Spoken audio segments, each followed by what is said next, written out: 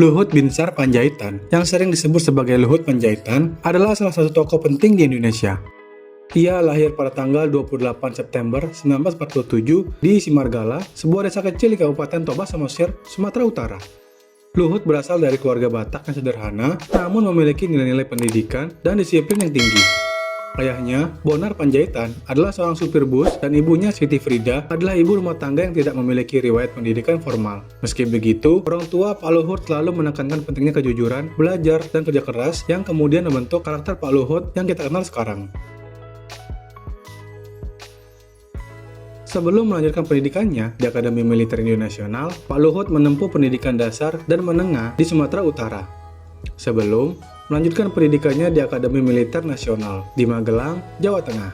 Setelah lulus dari Akademi Militer Nasional pada tahun 1970, Pak Luhut memiliki karir militernya di TNI Angkatan Darat. Pak Luhut terus menunjukkan prestasi yang gemilang hingga mencapai pangkat Jenderal TNI. Selain pendidikan militer, Pak Luhut juga mendalami ilmu di bidang keamanan dan hubungan internasional di Amerika Serikat, memperkuat kapasitasnya sebagai pemimpin militer yang cakap.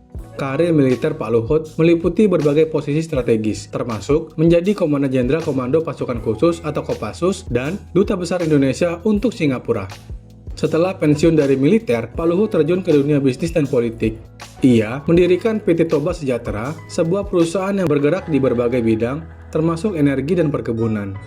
Pak Luhut kemudian memasuki dunia politik dan bergabung dengan Partai Golkar. Kepemimpinannya yang tegas dan visi strategisnya membuatnya dipercaya oleh Pak Presiden Joko Widodo untuk menduduki berbagai posisi penting di kabinet. Beberapa jabatan yang pernah diembannya antara lain ada Menteri Perindustrian dan Perdagangan, Kepala Staf Kepresidenan, dan Menteri Koordinator Bidang Kemaritiman dan Investasi. Selama menjabat sebagai Menteri Koordinator Bidang Kemaritiman dan Investasi, Pak Luhut berperan penting dalam berbagai proyek strategis seperti pembangunan infrastruktur maritim, pengembangan pariwisata, dan investasi asing.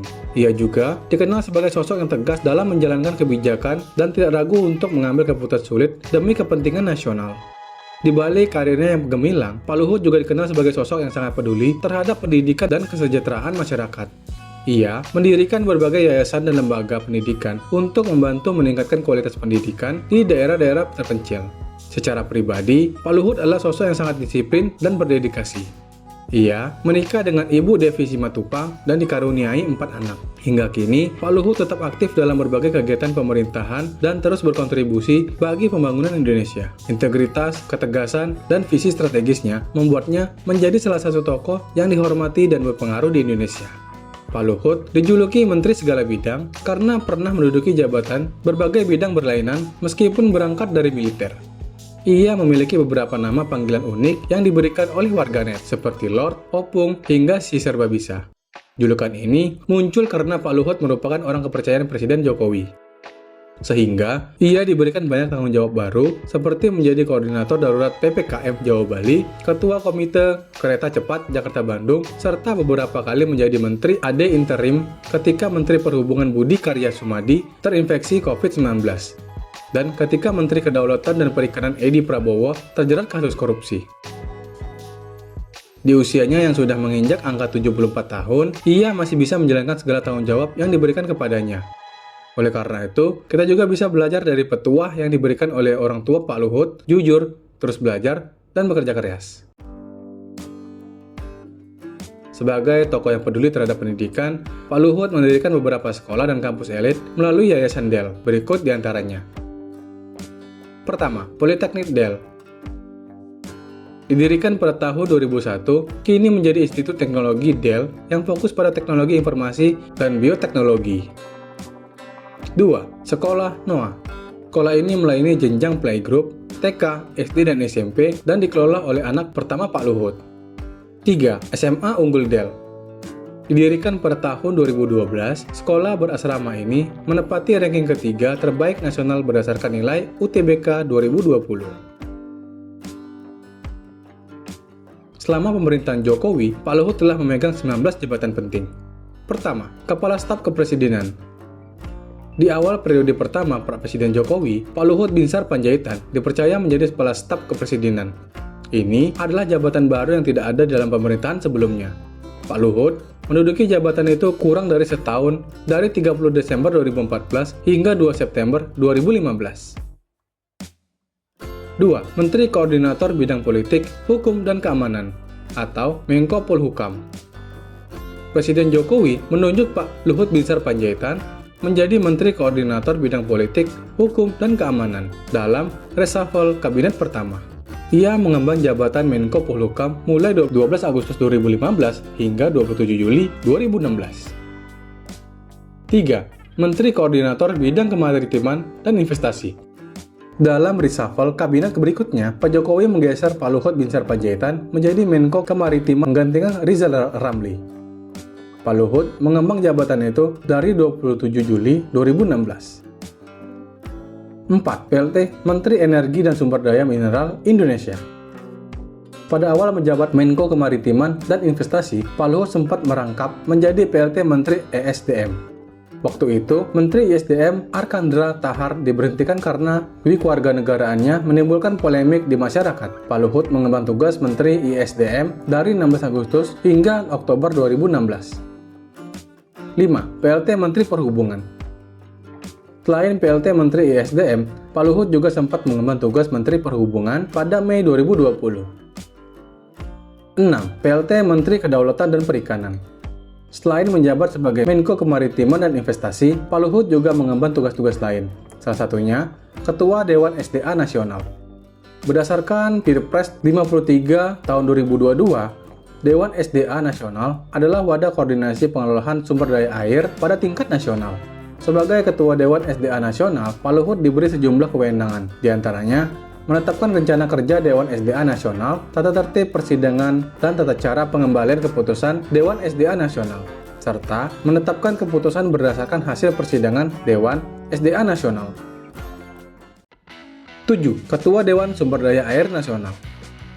Saat Presiden G20 Indonesia, Pak Luhut menjabat sebagai Ketua Bidang Dukungan Penyelenggaraan Acara G20, Pak Luhut sempat bertukar posisi dengan Menko Polhukam Mahfud MD yang duduk di posisi Dewan Pengarah.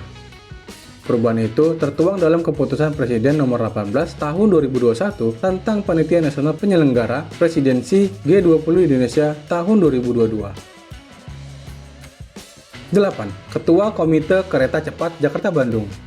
Presiden Jokowi menunjuk Pak Luhut Binsar Panjaitan sebagai Ketua Komite Kereta Cepat Jakarta-Bandung.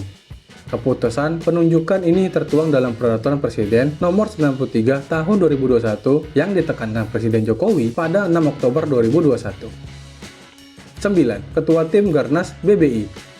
Sebagai keberpihakan kepada produk lokal, pemerintah mencanangkan Gerakan Nasional Bangga Buatan Indonesia atau Gernas BBI yang tertuang dalam Perpres Nomor 15 Tahun 2021. 10. Ketua Dewan Pengarah Penyelamatan 15 Danau Prioritas Nasional. Presiden Jokowi pada 22 Juni 2021 menandatangani Perpres Nomor 60 Tahun 2021 tentang penyelamatan danau prioritas nasional. Pak Menko Luhut pun ditunjuk menjadi Ketua Dewan Pengarah. 11. Wakil Ketua KPCPN dan Koordinator PPKM Jawa Bali. Komite Penanganan COVID-19 dan Pemulihan Ekonomi Nasional dibentuk oleh pemerintah guna memulihkan ekonomi dan menanggulangi COVID-19. 12. Ketua Tim Nasional P3DN. Pemerintah berkomitmen meningkatkan penggunaan konten lokal pada setiap proyek yang digarap. Guna memantau hal ini, Presiden Jokowi bahkan membentuk tim khusus yang dinamakan Tim Nasional Peningkatan Penggunaan Produksi Dalam Negeri. Pembentukan Tim Nasional P3DN ini yang diketuai oleh Pak Luhut Panjaitan tersebut didasarkan pada Keputusan Presiden Nomor 24 Tahun 2018. 14. Ketua Panitia Nasional IMF World Bank 2018. Bali dan Indonesia menjadi sorotan dunia saat menjadi tuan rumah perhelatan akbar industri keuangan yaitu IMF World Bank pada 2018. 15. Ketua Pengarah Satgas Sawit. Presiden Jokowi telah membentuk satuan tugas untuk mengatasi permasalahan di industri sawit. Hal itu tertuang dalam Keputusan Presiden Nomor 9 Tahun 2023. Dalam pasal 9 tersebut, tertulis Ketua Pengarah dalam Menteri Koordinator Bidang Kemaritiman dan Investasi. 16. Ketua Satgasus Percepatan Realisasi Investasi di IKN. Presiden Jokowi kembali menunjuk Luhut Binsar Panjaitan memimpin Task Force Percepatan Investasi di Ibu Kota Nusantara. 17. Koordinator Penanganan Polusi di Jakarta. Polusi udara di Jakarta yang memburuk membuat pemerintah pusat turun tangan. Pada akhir Agustus 2023 lalu, Presiden Jokowi pun menunjuk Luhut sebagai koordinator penanganan polusi di Jakarta. Pada 13 September 2023, Presiden Jokowi menerbitkan Kepres nomor 20 tahun 2023 tentang Panitia Nasional Penyelenggara Konferensi Tingkat Tinggi Forum Negara Pulau dan Kepulauan tahun 2023. Dalam Kepres itu, Pak Luhut bertindak sebagai penanggung jawab substansi KTT AIS Forum yang akan digelar di Bali pada 10-11 Oktober 2023. Nah teman-teman, dengan berbagai tanggung jawab dan kontribusi yang telah diberikan, Pak Luhut Binsar Panjaitan tetap menjadi salah satu figur penting yang terus memajukan Indonesia. Semangat juang dan dedikasinya menjadi inspirasi bagi banyak orang untuk terus bekerja keras dan berkontribusi bagi bangsa. Nah teman-teman, sampai sini dulu ya. Jangan lupa untuk di like, subscribe, dan share ke teman-teman lain ya. Sampai jumpa di video berikutnya.